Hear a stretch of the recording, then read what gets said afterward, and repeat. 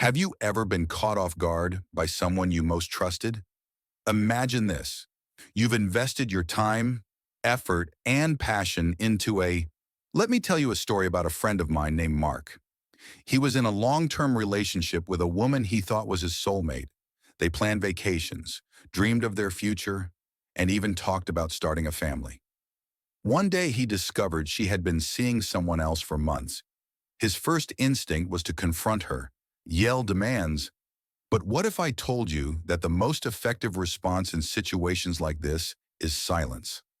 This film is about taking back your authority, regaining your sense of value, and leaving with your dignity unharmed, not about retaliation or easy remedies.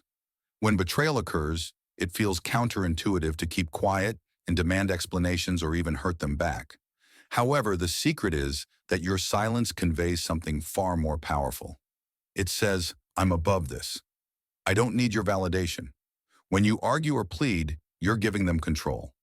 Let's explore why remaining silent speaks louder than any words could ever do. The principle that silence holds up a mirror to their actions is echoed in Marcus Aurelius's Meditations, where he wrote that you have power over your mind and not external events.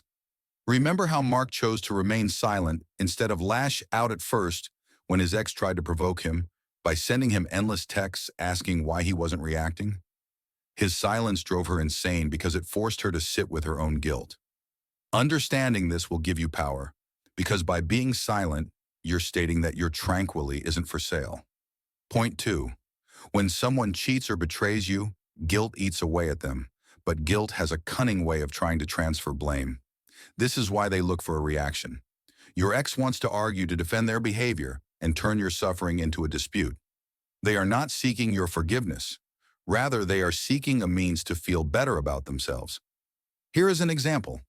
Imagine a courtroom. If you don't show up, the case cannot proceed, and they'll push you to engage because their guilt is unbearable. Don't fall into that trap. Silence denies them the closure they seek and allows them to wrestle with their own conscience. Instead, learn another lesson from Mark. Months later, his ex-partner acknowledged that his silence had haunted her more than any argument could. She kept wondering what he thought, picturing every worst-case scenario in her mind, and that's P. Don't give them a lifeline at Alley Point 3. When you talk, you give them something to latch onto, a defense to cling to, or even a way to paint themselves as the victim. Let me ask you this. Have you ever had a situation where someone misinterpreted your silence?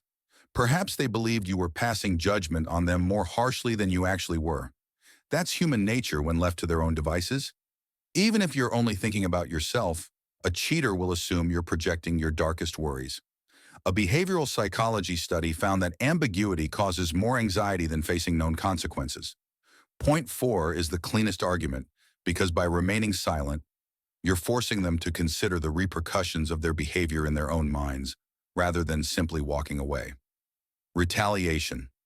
You may be tempted to want them to experience the hurt they caused you, but true retaliation is about demonstrating to them that they are no longer in control of you. Your silence says more than words can. You aren't even worthy of my words, so I'm done and going on. When an athlete loses a game, the ones who rush off the field yelling and pointing fingers appear weak, but the ones who shake hands and leave are the ones who demand respect. The best response is silence. I don't need to prove anything to you, it says. Mark's story didn't finish with him being silent. He put himself first, went to the gym, picked up new interests, and surrounded himself with encouraging friends. When his ex realized how much he had improved, she apologized profusely once more. But by that point, her words meant nothing to him. That was true retaliation. Learning from the suffering is the 5th thriving step. Remaining silent means processing your feelings on your own terms and at your own pace, not suppressing them. Take this encounter as a teaching moment and consider whether there are any warning signs. I disregarded the question, did I settle for less than I deserved?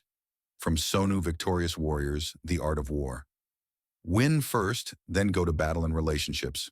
This involves knowing yourself before launching into the next one and thinking back on what went wrong to make sure you don't make the same mistakes twice. Mark took months to process his pain, journaled, sought therapy, and even read books like Attached by Air Levine to understand relationship dynamics. When he started dating again, he was wiser and more confident, and that's the goal. Not just to survive betrayal, but to come out stronger. The truth is that when someone cheats, they try to take more than your trust. But by remaining silent, you're reclaiming your dignity, your strength, and your future. The next time you experience betrayal, keep in mind that your silence isn't a sign of weakness. Rather, it's a reminder to yourself that you don't need their validation. And most importantly, it's a step towards healing and growth. If this message resonated with you, take the first step towards regaining your power. Post your ideas in the comments section.